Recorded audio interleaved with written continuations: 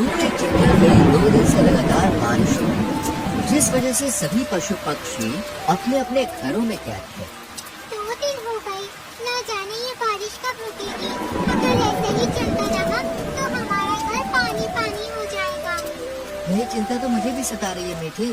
काश हमारा घर भी जंगल के पक्षियों की तरह ऊंचाई वाले पेड़ों पर होता तो आज हम सुरक्षित होते। मगर ये मुमकिन नहीं है मोंटू, हमें कुछ तो करना होगा। इतनी बारिश में हम कर भी क्या सकते हैं? चलो तुम परेशान मत हो, खाना खाकर सो जाते हैं। कल सुबह अगर बारिश थमती है तो मैं देखता हूँ कि क्या करना है। मोंटू और मीठी दोनों खाना खाकर सो जाते हैं और आधी रात को मोंटू मोंटू आंखें खोलो। मोंटू देखो, हमारे घर में पानी बहुत आया है। अरे नहीं, जिसका डर था वही हुआ। अब इससे पहले कि हम इसी पानी में डूबकर मर जाएं, चलो जल्दी से बाहर निकलो। मोंटू और मीठी दोनों अपने घर से पोटली में जरूरी सामान लेकर बाहर निकल आते हैं। अब हम क्या करेंगे मोंटू? कहाँ जाएंगे? हम तो इस जंगल में कुछ दिन पहले ही आए हैं, कोई हमें जानता भी नहीं, तो किससे मदद मांगे? पर मीठी, हमारे साथियों की बस्ती यहाँ से दूर है और बारिश में हम वहाँ नहीं जा सकते, इसलिए हमें यही किसी से मदद मांगनी होगी। आओ। मोंटू पक्षियों से मदद मांगने का फैसला करता है।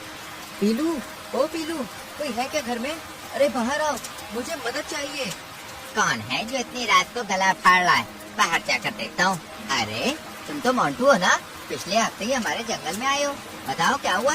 इतनी बारिश में इतनी अच्छी नींद आ रही थी यार, क्यों बिगाड़ी?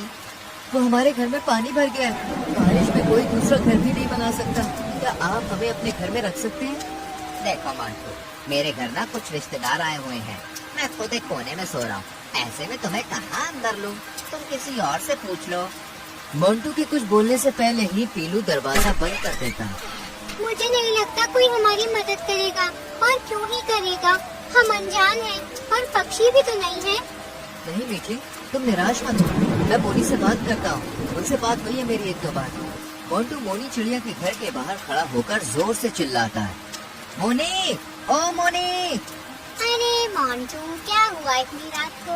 वो भी इतनी बारिश में बाहर क्यों घूम रहे हो? नहीं मोनी, मैं घूम नहीं रहा हूँ। बारिश में मेरा घर पानी से भर गया है, मुझे मदद चाहिए। क्या तुम हमें अपने घर में आने दे सकती हो? मेरे घर में आने तो देती, लेकिन मेरा घर बहुत छोटा है, माफ करना। ऐसे ही एक एक करके सभी पक्षी और पशु मोंटी और मीठी को मना कर देते हैं। अब हम क्या करेंगे मोंटू? यहाँ तो कोई हमारी मदद करने को तैयार ही नहीं है। समझ नहीं आ रहा मीठी। मोंटू, एक आखिरी बार हम मीनू मौसी के घर जाकर देखते हैं, शायद कुछ हो जाए। मीठी की बात मानकर वो दोनों मीनू मौसी के घर आते हैं। मीनू मौसी, ओ मीनू मौसी, क्या है? क्यों चिल्ला रही हो? मीठी मीनू मौसी को पूरी बात बताती है। आखिरकार मुझे तो वैसे भी इस बारिश के मौसम में नौकर की जरूरत थी, यहाँ तो 2-2 नौकर आ गए। अब मैं अपना सारा काम इन्हीं से करवाऊंगी, मजा आएगा। ठीक है, तुम दोनों घर में आ सकते हो, लेकिन मेरी एक शर्त है। कैसी शर्त मीनू मौसी? यही कि मैं जो काम बताऊंगी वो सब तुम्हें करना होगा। घर का झाड़ू पोछा, मेरे लिए खाना बनाना लाना, सब कुछ। मोंटू मीठी के कान में कहता है, मीठी, ये मीनू मौसी तो हमें अपना नौकर बनाना चाहती है, चलो यहाँ से चलते हैं। हम कहाँ जाएंगे? इससे अच्छा है मीनू मौसी की बात मान लेते हैं। वैसे भी जरूरत पड़ने पर गधे को भी बाप बनाना पड़ता है। जब तक बारिश नहीं थमती हम यहाँ रहेंगे और फिर चले जाएंगे। अच्छा ठीक है, तो फिर मीनू मौसी, हमें आपकी शर्त मंजूर है, लेकिन बदले में मेरी भी एक शर्त है। क्या? यही कि जब तक हम चाहें यहाँ पर रह सकते हैं, आप हमें बाहर नहीं निकालेंगे। बस इतनी सी बात? ठीक है, आ जाओ, तुम दोनों अंदर आ जाओ। मीनू मौसी मोंटी और मीठी को अंदर ले लेती है और फिर सभी सो जाते हैं। अगली सुबह मीठी, ओ मीठी, कितना सोती है? सुबह हो गई, बारिश में जरा चाय और पकौड़े तो बना ले, बड़ा मन कर रहा है। जी मीनू मौसी, अभी बनाती हूँ। मीठी लजीज पकौड़े और चाय बनाती है, जिसे खाने के बाद मीनू मौसी मोंटू पर भी ऑर्डर चलाती है। मोंटू, घर में दाना खत्म हो रहा है, अब तो तुम दोनों भी हो। मैं अकेली होती तो अभी हफ्ते 2 हफ्ते चलता, पर अब तुम्हें राशन लाना पड़ेगा। लेकिन मौसी, अभी बारिश तो देखो कितनी तेज है, ऐसे में मैं कहाँ से खाना लाऊंगा? वो सब मुझे नहीं पता, खाना लेकर आओ, वरना यहाँ नहीं रह सकते। ऐसे ही 2 दिन गुजरते हैं, लेकिन बारिश नहीं थमती। वहीं अब मीनू मौसी के ऑर्डर बढ़ते ही जा रहे थे। तुम फिर से ये गेहूँ ले आए। मैं अब ये रोज रोज गेहूँ नहीं खा सकती। मुझे आज मकई के दाने चाहिए, तो मतलब चाहिए। अब गुस्सा मत करो मौसी, मैं मोंटू के साथ जाती हूँ। हम दोनों मकई के दाने ढूंढ लाएंगे। मीठी और मोंटू के जाते ही मीनू की नजर उनकी छोटी सी पोटली पर पड़ती है। ना जाने ये दोनों इस छोटी सी पोटली में क्या लेकर घूम रहे हैं।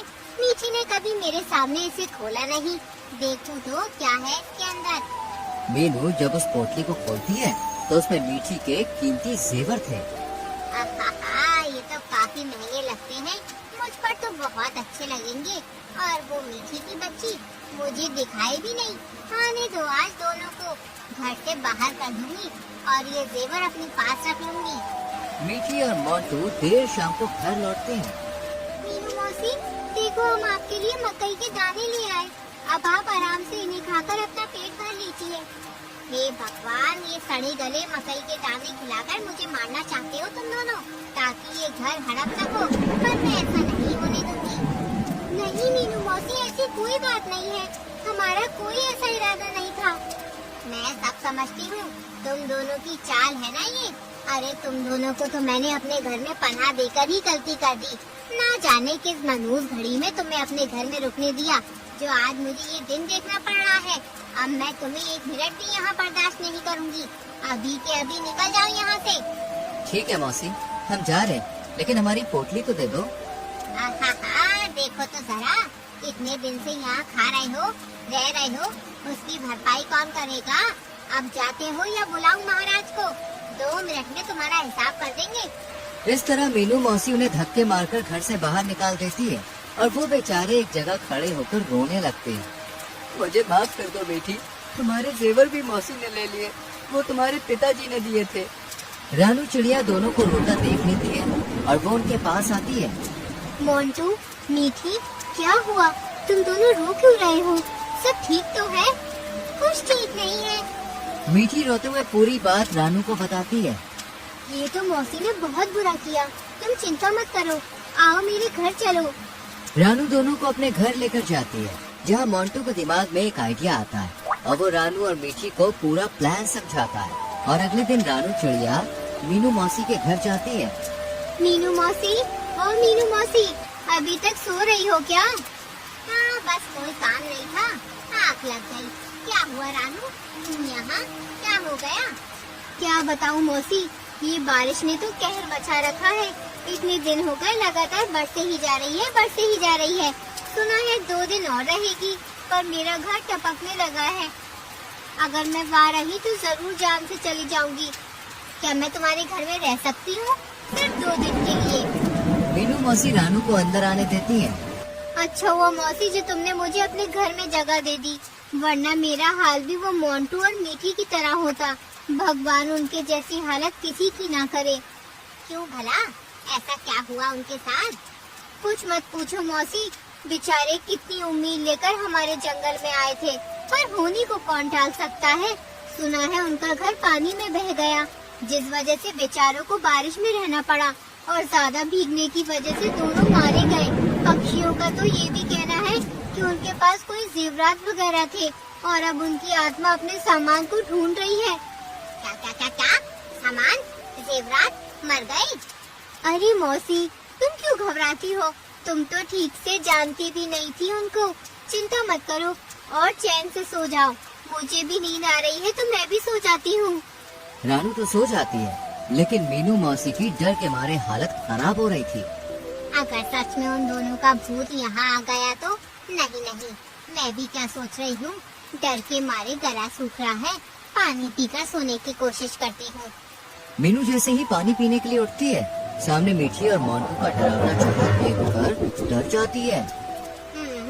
मोंटू, मीठी, तुम दोनों मुझे माफ कर दो, मुझसे बहुत बड़ी गलती हो गई। माफ कर दो, आगे से कभी किसी के साथ ऐसा नहीं करूँगी। तुमने मुझे बहुत सताया है मौसी, अब मेरी बारी है। बहुत सेवा करवाने का शौक है ना तुम्हें? अब करवाओ सेवा। अब तो हम भूत भी बन गए हैं, अच्छे से सेवा करेंगे तुम्हारी। नहीं, मुझे कोई सेवा नहीं करवानी। ये रहे तुम्हारे जेवर, मैं जा रही हूँ, बचाओ। मीनू चिल्लाते हुए अपना ही घर छोड़कर भाग जाती है और पीछे से तीनों हंसने लगते हैं। तो दोस्तों, इस तरह चतुर मोंटू मीनू मौसी को उसके किए का सबक सिखाता है और फिर उसी के घर में रहने लगता है। ऐसी ही कहानियाँ देखते रहने के लिए चैनल को सब्सक्राइब करके बेल आइकॉन प्रेस कीजिएगा। मिलेंगे अगली वीडियो में।